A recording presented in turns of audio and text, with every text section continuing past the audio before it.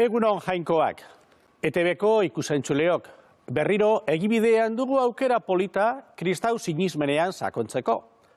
Kristau bizitza ez da lehendabizitik doktrina, uste honez jarduteko bizimodua baizik, sinismenak eraginda. Gaur evangelioan besteak beste, etsaiak maitatu behar direla entzungo dugu. Hitz mardulak, biak batera eustartzeko ez dire batera errazak. Jesusen ikuskera berri hau, aukera zabalen abiapuntu kilikagarria zaigu benetan. Bizitzako gauza garrantzitsu guztiak bezala, hausnartua izan behar da. Benetan, jainkoaren aintzarako eta lagun urkoaren onerako izan dadin.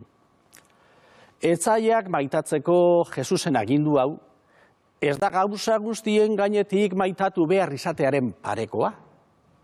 Gizaki oro begirunez eta ongi nahiez hartzera gonbidatzen gaituzte, jainkoaren maitasuna oztopatu gabe, noski. Jainkoarekiko maitasunak ez du merkealdirik, ez da aitzakiarik ere onartzen. Gurasoenganako maitasun eskuzabalak ere ez du inolako murrizketarik onartzen. Gauza bera gertatzen da, seme-alabei, senideei, bizilagunei edo lankideei zor zaien maitasunarekin. Hala ere badakigu batzuetan, etzaikeria eskutsatua garela. Honelaxe azaldu beharko genuke gure kristau izatea, jainko maite duenak, maita dezala bere senidea ere. Evangelioaren arabera, zenbat eta maitasun eskuzabalagoz maitatu, orduan eta jarrera maitekorragoa sortzen da. Gaur, erronka berria eta zaila dugu gure artean. Gaur Eliza maitatzea ez dugu lan erreza. Elizkideok sarri, gogoko ez duguna ere entzun behar izaten dugu. Etzaiak bakarrik ez, Eliza bera ere maite behar dugu. Eta honetan sakondu nahi dut gaur. Elizarikekoa ez da maitasun esklusiboa. Aspalditik agertzen dira Elizan atxikimendurik ezaren santzuak. Orain susmoa, gero desadostasuna, gero agotirabirak, puntuan kritika garratzak, eta azkenien ostasuna elizkide askoren harremanetan. Lege honez, kristau batek ezin du Eliza etzaitzat hartu. Hala ere, fededunek, beti ez dute Eliza behar besteko onuragarra ikusten. Izan ere, adingabei ere egindako gehiekeriak eta jarrera arroak sufrimentu itzela sortzen dute kristau elkartean. Zabarkeria ez da txalotzekoa, baina zailtasunez josita dauen Eliza maite izatea ez da gehiegikeria. Bidea elkarrekin eginez, Elizkideok ikasiko dugu elkartasuna bizitzen, partaidetza areagotzen eta misiorako jarrerak lantzen. Sinodorako galdera sorta luzea heldu zitzaigun eta parrokiako taldeetan erantzuna eman genuen. Oraintzu, gabonak baino lehenago, unibertso katolikoan emandako erantzun guztien sintesia jaso genuen. Lan harrigarria. Horri gutxitan, mundu osoko talde, parrokia, elizbarruti, kongregazio eta teologoen ekarpenak bilduta. 54 orrialdeko testua da. Bat-batean testua laburtzera jo genuen, irakurketa errazteko asmoz. Eta apaiz lankide batek bere gain hartu zuen lana, eta 8 foliotan labur bildu zigun. Baina denok batera irakurtzen hasita, erakargarria egin zitzaigun, eta atsegin handiz osorik irakurri genuen. Laburpenaren egileak ere esan zigun, bezala denok testua osorik irakurtzea, barruan zuen aberastasun handiagatik.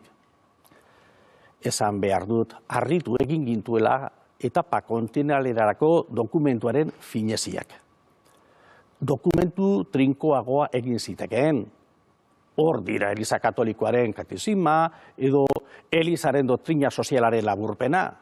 Tresna baliotsuak dira, oso landuak, oso teknikoak, goi mailako intelektualentzat bereziki baliagarriak. Baina sinodoaren arduradunek nahiago izan dute gure Elizaren zailtasunak eta nahiak hobekien adierazten zituzten ekarpenak ondo plazaratu. Horregatik asko dira hirugarren munduko elizen aipamenak. Guzti hau simbolo adierazgarria eta akuilu ona sinodo giroa eliza osoan zardadin. Ideia argitzu eta zirarragarriak badaude, adibidez, puntu gaztaskatu batzuetan murgiltzeko eta garrantzi handiko beste gai batzuk alde batera usteko arriskuaz ere ohartarazten digute. Ez alde baterako pederastia egiazko izan arren, ez da arazo bakarra, ez elizan eta ez gizartean, eta ere gutxiago fededunen ezaugarririk esanguratsuena.